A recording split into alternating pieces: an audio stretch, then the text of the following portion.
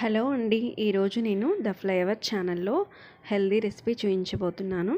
అదేంటంటే మునగాకు కర్రీ అండి. మన చుట్టూరు ఉంటూ మనకు అందుబాటులో ఉన్నప్పుడు వాటి విలువ తెలీదు.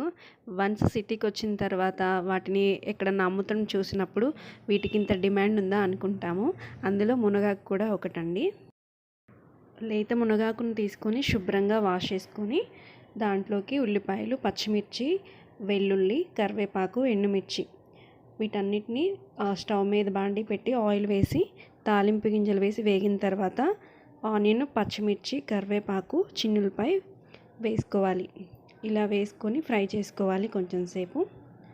ఆ తర్వాత కొంచెం పసుపు వేసుకొని మళ్ళీ ఒక 5 మినిట్స్ వరకు ఫ్రై చేసుకోవాలి.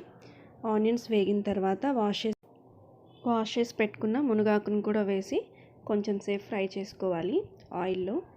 ఈ విధంగా ఫ్రై చేసుకోండి. మునగాకుతో చాలా బెనిఫిట్స్ ఉన్నాయి, మనకు తెలియదు.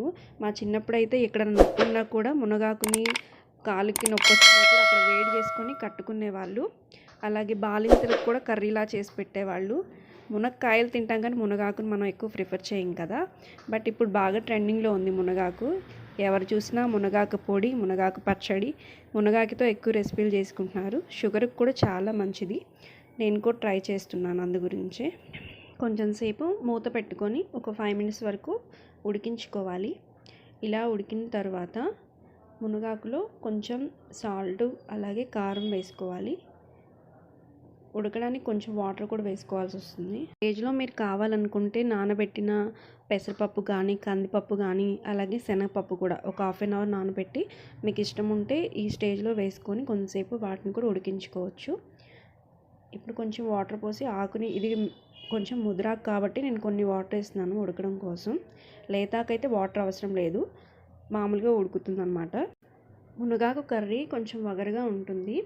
బట్ మన అరంగుడు నాలుగుకి రుచులు కావాలి. 6 అడుగుల బాడీ గురించి మాత్రం ఆలోచించము. ఇప్పుడు ఒక 5 మినిట్స్ ఉడికించుకుందాం వాటర్తో. 5 మినిట్స్ తర్వాత కొంచెం కారం వేసి మళ్ళీ ఒక 5 మినిట్స్ వరకు మగ్గనిద్దాము. నేను కొత్తగా ఛానల్ పెట్టానండి. మీకు నచ్చితే కనుక సబ్స్క్రైబ్ చేసుకోండి, లైక్ చేయండి, షేర్ చేయండి, కామెంట్ కూడా చేయండి మరిన్ని వీడియోస్ కోసం. 5 మినిట్స్ తర్వాత స్టవ్ ఆఫ్ చేసుకొని వేరే బౌల్లోకి మార్చుకుందాం. మీకు నచ్చితే కనుక లైక్ చేయండి. Thank you for watching.